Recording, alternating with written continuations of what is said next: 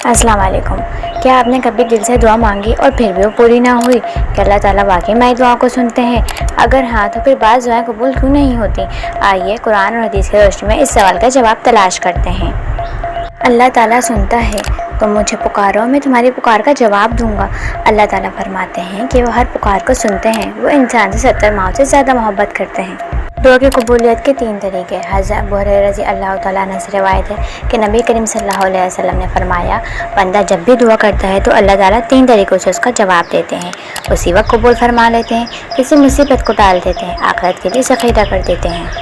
دعا کی قبولیت میں دیر کیوں؟ کبھی کبھار اللہ ہمیں وہ چیز نہیں دیتا جس کی ہم دعا کر رہے ہوتے ہیں، کیونکہ وہ جانتا ہے کہ یہ چیز ہمارے حق میں بہتر نہیں، یا ہمیں کسی اور وقت پر بہتر چیز عطا کرنا چاہتا ہے، یا وہ ہمیں صبر سکھا رہا ہوتا ہے۔ دعا کی قبولیت کی رکاوٹیں۔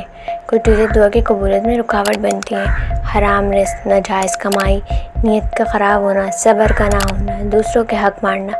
اگر ہم چاہتے ہیں کہ ہماری دعا قبول ہو تو ہمیں اپنے اعمال بھی درست کرنے ہوں گے۔ کن اوقات میں دعا جلد قبول ہوتی ہے؟ تہجد کے وقت، افطار کے وقت، جمعے کی آخری ساعت، اذان اور اقامت کے درمیان سجدے کی حالت میں۔ دعا میں یقین اور عاجزی کی اہمیت۔ اللہ تعالیٰ ان دلوں کو پسند کرتا ہے جو تواضع اور عاجزی کے ساتھ اس سے مانگتے ہیں۔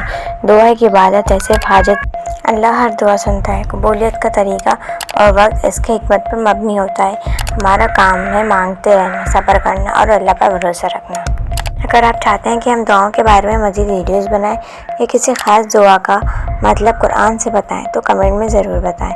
اس ویڈیو کو لائک کریں اور شیئر کریں تاکہ اور لوگ بھی دعا کی حقیقت کو سمجھ سکیں۔